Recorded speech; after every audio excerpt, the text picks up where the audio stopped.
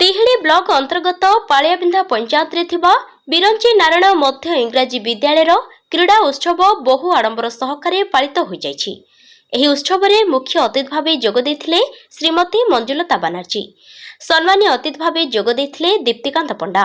मुख्य वक्ता भावे जोग देथिले केशव चंद्र साहू।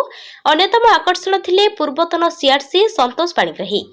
एही सभारे सभापति थिले मिताराणी मल्लिक। अन्यमानक मध्यरे प्रधान शिक्षक जतीन्द्र मोहन पाढ़ी, क्षीरोद महापात्र।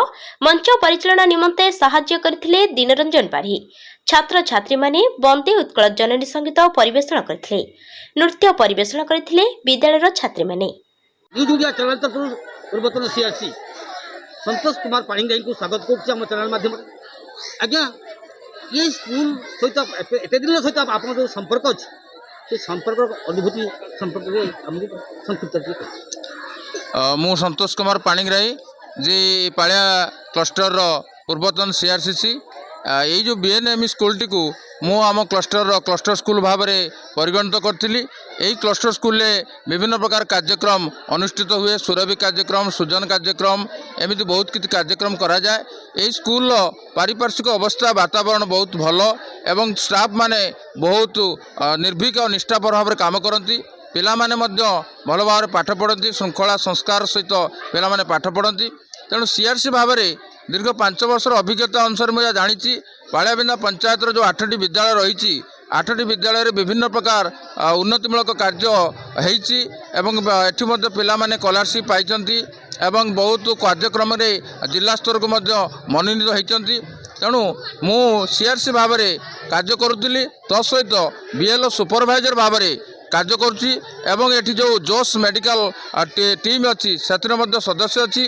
तेणु मोटामोटी भाव में यही पालियाबिंधा पंचायत विभिन्न कार्यक्रम विभिन्न अनुष्ठान सहित मु ओतप्रोत भाव में जड़ित एवं मु निजक धन्य मन करुच्ची यही पंचायतर जड़े अधिकारी भाव में कार्य करी यही प्रकार कार्य को आगक नापी मत सुजोग देथिबारु मु समस्त धन्यवाद और कृतज्ञता जनाऊँ। बिरंची नारायण ये जो विद्यालय ये विद्यालय आप सभानेत्री अच्छा चेयरमैन अच्छा मैडम आपको आम चैनल माध्यम स्वागत करुँ। मैडम आप कहे आप कार्यकाल भितर ये विद्यालय विकास कथा केते चिंता करते? मु चिंता करी मु तो सबुदिन ही रही सरपंच हो बा वार्ड मेंबर हो बा कि समिति हो जी भी हेले 3 वर्ष हो कि 5 वर्ष हो तांकर गाइडलाइन लो से माने होची ये करिवे जेतु ग्राम आमर जो ग्राम पंचायत लोक मैंने जदि तांको समर्थन करिवे ता माने नुह जे सी आज 3 वर्षर पळै जिबा आउ स्थान को आसीबनी किंतु आमर समस्त को नहीं कि आमर ग्रामवासी को नहीं कि जदि से माने जदि आमको समर्थन करिवे ना आमर होची ए चेयरमैन रहू कि सरपंच रहू ताहले सब रही पारिबे। किंतु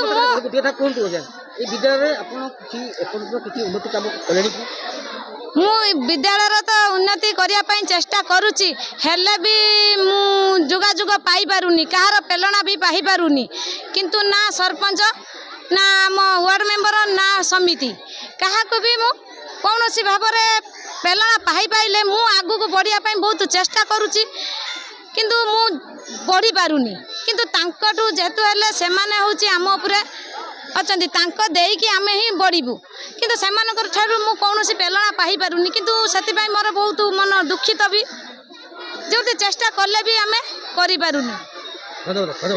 तिहिड़ीरू सत्यव्रत नायकଙ୍କ रिपोर्ट न्यूज ओडिया।